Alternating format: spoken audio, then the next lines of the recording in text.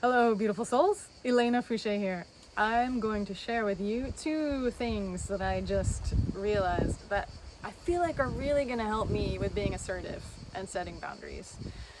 And I'm going to share them with you. And first, let's get it clear. I've actually been trained, I'm an official assertiveness coach, which I find kind of amusing because I'm not that great at it. And so I don't coach assertiveness, which is just to say, like, I've studied it quite a bit. And the thing that I think is so difficult about it is that anytime we need to be assertive, anytime we're in a situation that calls for us to be assertive, it's because a boundary has been crossed. Like, we're feeling uncomfortable. We're feeling transgressed. We're feeling overwhelmed. We're scared, angry, right? We are not in a good place. And that's exactly the moment where we're asking ourselves to be assertive. And so, of course, we often don't do it very well. And so then it turns into aggression, which is not what we want to do. It's an issue. So how do we address those kinds of situations in a way that's respectful of self and other? And I feel like this is really the crux of being assertive in a healthy way, is being able to find self-respect and respect of other in that kind of a situation. Challenging. Okay, so two things. First one is look at where in your life you're already good at being assertive and setting boundaries. Now that may seem a little crazy because we notice more the moments and places and spaces where we're not good at it. We don't notice as much where we're good at it. So this is the first thing. Look around in your life and notice, where are you already good at being assertive and setting boundaries? And I'm sure there's a place in your life, or places in your life, where you're good at this. I say this because I have a friend who's really bad at setting boundaries, to the point that, like, I've actually seen her almost kill herself, like, over giving. And she is good in certain spaces and places in her life at setting boundaries. So I'm sure the rest of us are too. So look around in your life. Think about it, feel into it, start watching, noticing, however you want to do it. So for example, for me, I'm really good at setting boundaries with social things in my community. I live in a really active social community, and I'm constantly being asked to come and do things. And I'm actually really good at being kind and saying thank you and no thank you. Right? Another example is setting boundaries around my client hours. Some of my colleagues have no boundaries around their client hours, and they take clients at all times and and I don't. I'm actually really good about that. Now, that's partly because I know it's really not good for me, and that's really not good for my clients, so that's pretty motivating. So you can look at your motivations and things like that. So the point is, start looking around in your life. Think about it, feel into it, notice, however you want to do it. Where are you good at being assertive already? Where are you good at setting boundaries? And notice the ways that you do it in a healthy way that you would like to replicate, and ways that it's not so healthy, you don't want to replicate those. Also good to know, right? Where do you get aggressive, mean, and nasty, whatever? Where are you respectful?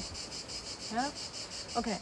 So once you start doing that, once you start understanding where you do it respectfully, start noticing how you do it. What are you thinking? What are you feeling? How are you positioning yourself mentally, emotionally, physically, and the other person and the situation? And start noticing those kinds of things, and see if you can expand that to other things. So if you're really good, for instance, like me, at being assertive and setting boundaries around your social life, can you expand that to maybe you're not great at it at work?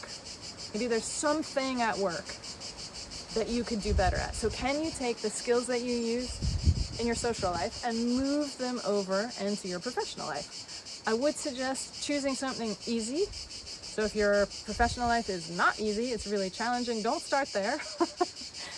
Start maybe in a different aspect of your social life that's easy, because the first couple times you do it, it will probably be really hard and messy. So choose something easy and build your muscles, build your skills, and see if you can expand your assertiveness and your boundary setting that way. All right. second thing to do is to look at, what does it mean to be assertive in a healthy way to you? What does that mean? It's probably a set of communication skills. It's probably, for me, it's probably, as it is for me, something about being respectful of self and other. Okay, if it's around something like that, what does that mean for you, literally, concretely? Like, maybe for you it means making I statements about your experiences and your feelings. Maybe it means letting go of the need to be right. So for instance, for me, I really feel like I'm right for me, I'm not necessarily right for you. Yeah? So I'm not right globally, I'm right for me. So this is really important in respecting self and other. Validating my feelings, validating your feelings, your experiences and my experiences, all this, right? So what does it mean concretely? What does it sound like? What are the sentences like? And as you start to identify that, what it actually means to you to be healthy in your assertions, to be assertive in a healthy way, when you actually know what that means, what the communication is like, even down to the sentences you would use, voila, start practicing that in all of your communication, or at least some of it. Pick some domain that you pay attention to, that you start using those kind of sentences. So you're practicing and using that kind of communication that you've already identified as something that you think is healthy, right? So basically what you're doing is you're building your skill level, right? You're developing the muscles of doing this kind of communication when it's not in an uncomfortable situation.